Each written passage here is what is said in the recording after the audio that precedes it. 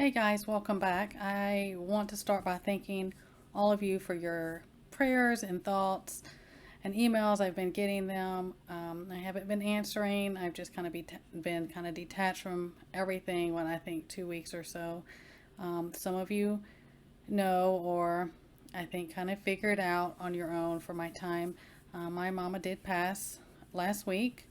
So you know, it's just a range. If you've been in this seat before, it's a range of emotions and a different kind of busyness, and even some of that, you know, stillness. It's different, um, but I have been getting them, and I think I appreciate all of you for that. I do want to say that our biggest prayers. Um, well, if you've been with me and you heard before, when all of this first came up, I started asking for prayers. And then we had gotten, the pathology and stuff, where that was and what they were claiming, the results can be from that, glioblastomas, if you know anything about that. But our big prayers have been, since all this, is that she wouldn't have any pain, she wouldn't have any fear and anxiety. And I can say up to the very end, she had no pain and she had no fear or anxiety. I think that is credited to her very, very strong faith and her relationship with God, 100%. She's 100%. She's 100% fine now. Those who are believers and leave this world, they're fine. They're perfect and whole. The suffering and the grief and the heaviness and the sadness and the emptiness and all the things that come with it are for us that are still here. So to talk about that a little bit, and scriptures that help me, and I get a lot of that from her and things that she talked about me up till that point. I will say that we were all with her. We were right with her to the right up to the very last, her last breath here, and then her very next breath was, in her eternity in paradise with God. So there is that bittersweet when you have a loved one who was in her position, and you have that heaviness for us, like I was just talking about, but then there's that rejoicing for where she's at. And Huckleberry and I both said this about our daughter, who had passed in '09, and even now is, even if I could, I would not bring them back from where they are, because I wouldn't bring them back to this world. That doesn't mean that we don't miss them, and we ache, and we cry. It still hits me in waves regularly, and it's going to for probably the rest of my life, just like other loved ones we've lost. That's how it goes. But we are to weep. There's this. I will bring the shortest verse in the Bible is John 11:35, and that is Jesus wept. Jesus himself wept. And if you know the story where that is in John, but we do. He himself, Jesus, wept over someone, over the passing. And that's okay, because that's also part of our healing. And where there is great love, there is great loss and pain. So I want to go over a couple things with that, and things that maybe I pray that it helps others who have been in this position, either before, or maybe currently, or may go through. I always hope that something good and positive will come from these things that can help someone else. And my mother was that way and instilled a lot in me, and her mother was the same way, and it just goes on. And I instill this in my children, and that's just the way we choose to do things. But a verse we had picked out for her when she passed was 2 Timothy 4, chapter 4, verse 7 and 8. It says, I have fought the good fight. I have finished my course. I have kept the faith. Henceforth there is laid upon me a crown of righteousness, which the Lord, the righteous judge, shall give me on that day, and not to only me, but unto all them who also love his appearing. And that's true, and I knew that. That doesn't mean at that very the very end and that very last breath Um, it just sucked the breath right out of me. I'm sorry. And there's something different in losing your mama. But then I also have a peace. I do have a peace, and we are to carry on. I will not stay, like I say, what I tell y'all. Don't stay in the shadows. I will continue on this family farm.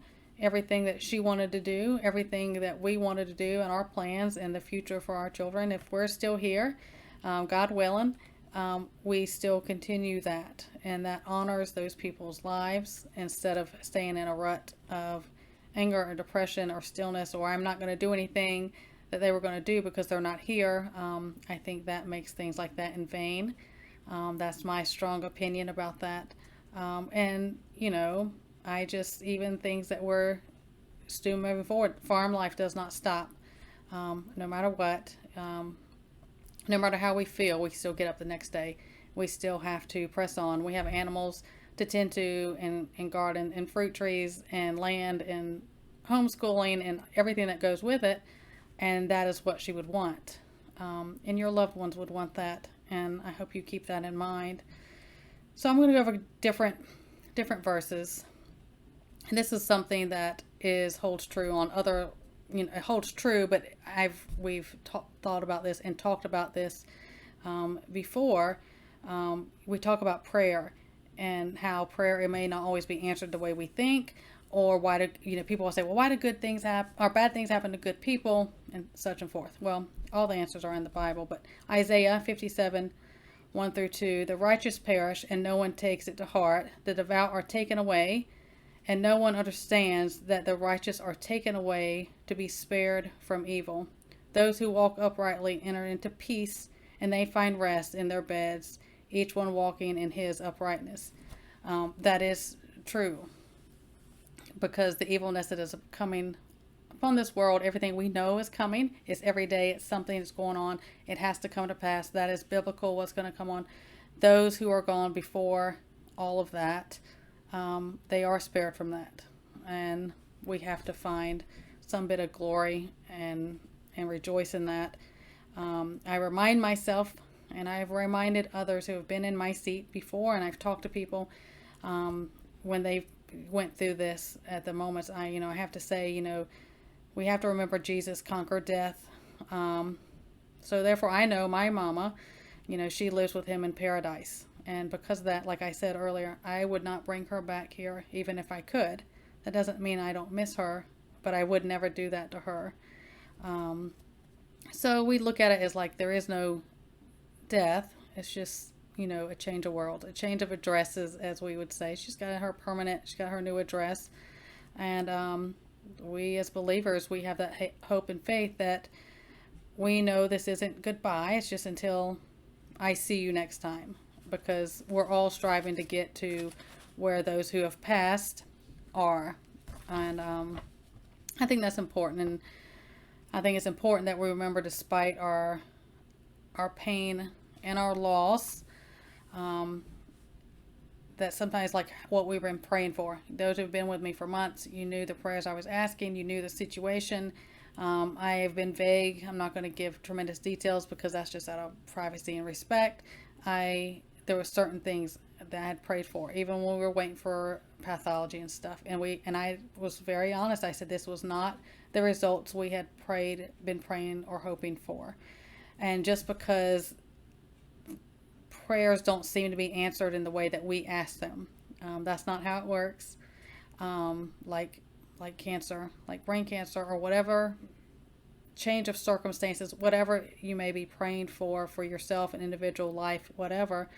But still, God is there. He was still there through all of this and up to the end, and he's still with us now. And I think that no matter how the outcome is, he is still saying, do you trust me? And sometimes that's hard because we're in our flesh, but that is something important to remember is, he knows what's further down the road, and what is he sparing individuals from. And there's a lot of things. It's like, even I'll just use this because I'm going off of something I'm going through right now. with my mama, her her journey here that he set her upon, whatever it was that she was supposed to accomplish in her life, even though it seemed too short for us that are here and loved her, and her journey was complete. She did what God set her to do, and all of us, we're still journey, as I say, journey on. We're still doing and fighting the good fight until our name is called, and I try to keep things in perspective that way, because I still, it's easy to praise God and thank God and be in that stuff when things are going right and prayers are answered the way we prayed them. And I think it's very, probably even more important that we still rejoice in our valleys. All of us have our own personal tribulations, whatever that is.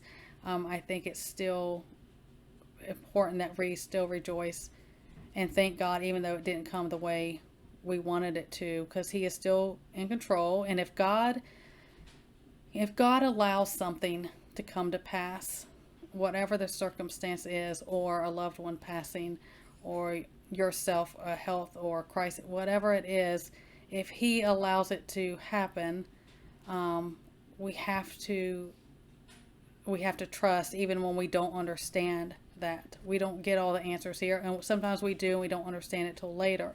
I think that helps us keep things in perspective. That keeps us in that relationship and conversation with God, and just looking to Him, because all of this, most all the things are out of our control. And something my mother instilled in me, she has an extremely, extremely strong faith, and and just she knew, even leaving here, how that would make us feel. But one of the things she had told me is, never to forget Psalms 34:18. The Lord is near the brokenhearted and save the crushed in spirit, because we do feel like that at times, and it comes in waves. I remember, close friends, TT1, Jeremy, one of our dearest friends, he's been in this seat, losing his mother before. And so he knows. And so, he's just a really close friend of ours.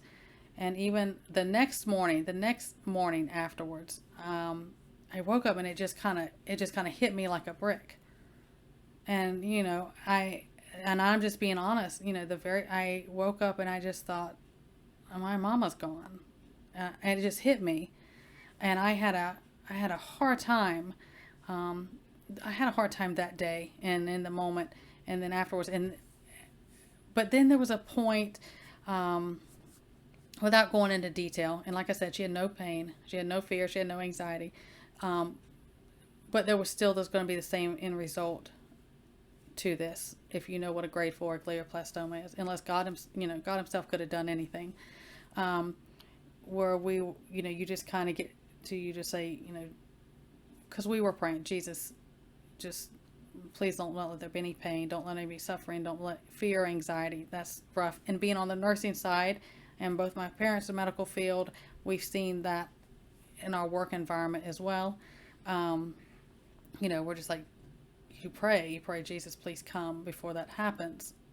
That's so you're not being selfish for yourself to hold on to somebody. And His timing is going to be, but that next day, I just feel like I couldn't hardly get a breath. And I was talking to TT1, and he said to me, and he just said to me, I knew it was going to hit you different today. And it did. And he's been there, and he's been a tremendous help to me. And through this, in his prayers and his friendship and everything, and his understanding, and him just talking to me, because like I said, he's been here. And so with that, my prayer is, I still pray what have and we are going through as a family, that there will come some point somebody will see this, and I pray that it'll help them in some way also. I am praying for those who have gone through it, who are going through it, and those in the future. I'm praying for you. Please know that, and please, I'll put these I'll put these scriptures in the description down below so you can have them as well. They're a great comfort. I encourage you to write down. My mother, I grew up like this, and sometimes it would drive me crazy. It'd be post-it notes or just like a piece of paper, scripture on it, and it'd be taped up. You just wake up and it'd be like, oh, here's a new one. Oh, it'd be, she'd put it somewhere, she did that. I do that. And because it's a reminder. It's God talking to you right then. You're going to see it, or, at those times, I encourage you to write things down like this so you will have them as a reminder when life happens, because that's what this is. Life happens. And so I will leave you with Revelations 21:4. He will wipe away every tear from their eyes, and death shall be no more. Neither shall there be mourning, nor crying, nor pain any more, for the former things have passed away. And that is true. She is fine. She's just fine. And, that was something we told her then. We're going to be fine. Everything's going to be okay, and we're going to be fine. Because usually when somebody is in her position, and I know I would be like that if I was in that position. I'd be worried about my family, leaving my family. But God, if we have that faith and that relationship with God, He's going to take care of us. And He's going to let them know, I got them. It's time for you to come home, and I've got them. The two pictures, the beginning, and then one is going to be here at the end. One of the rainbow, and then one of the sunset. The one of the rainbow came right in our backfield about 2 hours after my mama passed. It was so, and of course cameras do it no justice. That was always a thing. I'm like, it was so bright, it was so close, it was just right here. It didn't do it. And I took that as the little God winks. That was, I'm here, I'm okay, I'm complete. That was just that comfort. And then that evening, it was right at sunset, and Huckleberry said, you gotta come look at the sunset, the colors, you gotta come look at it. And I came out front, I brought my camera, and it was so brilliant. The colors were like so brilliant. I went out front, I took this picture, and of course, again, my cell phone, the camera, it does it no justice on the color. But when I looked at it, I thought, oh, the color's not good. But then I didn't see it when I looked up to take the picture, but when I looked at the picture, there are branches and vines that make this perfect heart. And I was like, okay, Mama, you're just showing off now. Because I saw that, and I thought I'd never seen that before. But that's the picture here at the end, and little comforts for us. So I hope, again, thank all of you. And I will be back up and stuff like that. Thank all of you for your prayers and thoughts. Continue to pray for our family. This is one of those roads. There's no way around grief but through it. And I hope and pray this blesses others as well, comforts you in some way. So everyone stay well, God bless, and I will see you next time.